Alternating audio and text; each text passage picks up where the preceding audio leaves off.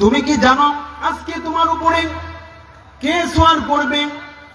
বুরাক কোন উত্তর দেয় না। জিবরাইল বলেন, ও বুরাক, জেনে রাখো আজকের দিনের পূর্বে তোমার উপরে এর থেকে কোনো মহামানব, এর থেকে কোনো এরকম সম্মানিত ব্যক্তি তুমি বুরাকের উপরে এর থেকে কোনো সম্মানিত ব্যক্তি আরোহণ করে নাই। জিবরাইল বলেন, ও বুরাক, জেনে রাখো তিনি আর কেউ নয়, মুহাম্মদুর রাসূলুল্লাহ। তিনি হলেন খাতামুন নাবিয়্যিন সাইয়্যিদুল মুরসালিন, সমস্ত নবীদের নবী, সমস্ত মানব জাতির নবী, সমস্ত সৃষ্টিকুলের নবী। এই কথা যখন জিবরাইল আমিন বলতেছিলেন, সঙ্গে সঙ্গে বুরাক লজ্জা পেয়ে গেলেন, লজ্জাবনত হয়ে গেলেন। এই কথা বলার সঙ্গে সঙ্গে বুরাক শান্ত হয়ে গেলেন। আল্লাহর নবী বুরাকে চড়ছেন। সফর শুরু হয়ে গেছে হাতিমে কাবা থেকে, বাইতুল্লাহ থেকে মসজিদে আকসা। এরই মধ্যে আল্লাহর রাসূলকে একজন বৃদ্ধ আহ্বান করলো, একটা বৃদ্ধ আহ্বান করলো। আর কিছু লোক সালাম দিল আল্লাহর রাসূলকে, আসসালামু আলাইকা ইয়া আউয়ালুস সালামু আলাইকা ইয়া আখিরুস সালামু আলাইকা ইয়া হাশিরুস সালামু আলাইকা। এইভাবে সালাম দেওয়া হলো। জিবরাইল আমিন আলাইহিস সালাম বললেন, ও আমার নবী, আপনি এই ব্যক্তিদের সালামের জবাব দিন। কিতাবের মধ্যে আছে ওই ব্যক্তির হলেন হযরত ইব্রাহিম আলাইহিস সালাম, হযরত মূসা আলাইহিস সালাম, হযরত ঈসা আলাইহিস সালাম। তাদের সালামের জবাব দিয়ে দিলেন। এখন জিবরাইল আলাইহিস সালাম বললেন, আল্লাহর নবী আবার সামনে অগ্রসর হন। আবার আল্লাহর রাসূল সামনে অগ্রসর হলেন এবং অগ্রসর হওয়ার পরে প্রতিমধ্যে আল্লাহর রাসূল দেখতে পেলেন একদল মানুষ, তাদের নখগুলি ছিল তামার। ওই নখগুলি দিয়ে তারা তাদের চেহারাগুলিকে ক্ষত বিক্ষত করতেছেন। আল্লাহর নবী বলেন, ও জিবরাইল ভাই, এই লোকগুলিকে? আল্লাহর নবীর প্রশ্ন শুনে জিবরাইল বললেন, ইয়া রাসূলুল্লাহ, এই লোকগুলি হলো আপনার সেই সমস্ত উম্মত যারা দুনিয়ার মধ্যে থাকতো, মানুষের গীবত করত, মানুষের শিকায়াত করত, পরনিন্দা করত। এই জন্য তাদের এই শাস্তি হচ্ছে। আল্লাহ রাব্বুল আলামিন সেই ব্যাপারে পবিত্র কোরআনের সূরা হুজরাতের মধ্যে বলতেছেন, কি বলেন?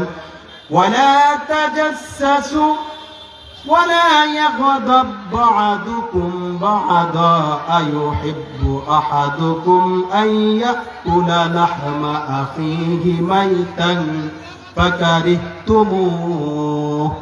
আল্লাহ রাব্বুল আলামিন বলেন, ও আমার বান্দারা, তোমরা একে অপরের গীবত করবে না, একে অপরের গীবত করবে না, দুশ্চর্চা করবে না।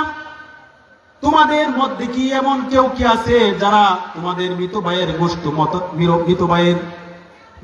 মরা ভাইয়ের গোশত খাওয়া কি পছন্দ করে? বস্তুত তোমরা এই মৃত ভাইয়ের গোশত খাওয়াকে বস্তুত তোমরা ঘৃণিত মনে করো, ঠিক কিনা? যদি কেউ তোমরা মরা ভাইয়ের গোশত খাওয়াকে পছন্দ করো তাহলে গীবত করো। না না না, আমরা তো এমনটা কেউ পছন্দ করি না। এইভাবে আল্লাহর রাসূল সাল্লাল্লাহু আলাইহি ওয়াসাল্লাম সামনে অগ্রসর হলেন। একদল লোককে দেখলেন রক্তের সাগরে হাবুডুবু খাচ্ছে আর পাথরগুলি তারা লোকমা বানাচ্ছে। আল্লাহর নবী বলেন, ও জিবরাইল ভাই, এই লোকটাকে? আল্লাহর নবীর প্রশ্ন শুনে জিবরাইল বললেন, ও আল্লাহর নবী, এই লোকটা হলো আপনার উম্মতের ওই সমস্ত লোক যারা দুনিয়ায় মানুষের মাথার ঘাম পায়ে ফেলানো টাকা উপার্জন করত। আর এই সমস্ত লোকেরা ওই টাকাগুলি ঘুষ আর সুদ হিসেবে তারা গ্রহণ করত। বলি না নাউযুবিল্লাহ। জিবরাইল বলেন, এরা ঘুষখোর, সুদখোর, এদের এই জন্যই শাস্তি হচ্ছে। দরিয়ায়, রক্তের দরিয়ায় হাবুডুবু খাচ্ছে আর পাথর লুকমা বানিয়ে খাচ্ছে। বলি নাউযুবিল্লাহ। সুদ খাওয়া যাবে? সুদ খাওয়া যাবে না। খেলে এই শাস্তিগুলি ভোগ করতে হবে। বলি নাউযুবিল্লাহ। এইবার আল্লাহর নবী আবার সামনে অগ্রসর হচ্ছেন। সামনে অগ্রসর হওয়ার পরে এক শ্রেণীর লোকদেরকে দেখতে পেলেন যাদের মাথাগুলিকে পাথর দিয়ে চূর্ণ বিচূর্ণ করা হচ্ছে।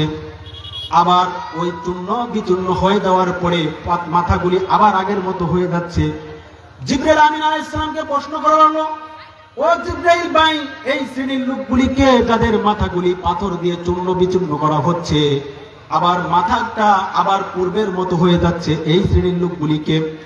হযরত জিবরাইল আমিন আলাইহিস সালাম বলছেন, ও আল্লাহর নবী, এই লোকগুলি হলো আপনার ওই সমস্ত উম্মত যারা ফরজ নামাজ জামাতের মধ্যে পড়তো না, যারা নামাজের মধ্যে এরকম অলসতা বোধ করত, যারা সময় মতো নামাজ পড়তো না। এই জন্যই তাদেরকে কাল কিয়ামতের ময়দানে যারা বেনামাজি হবে তাদেরকে এই সমস্ত শাস্তি দেওয়া হবে।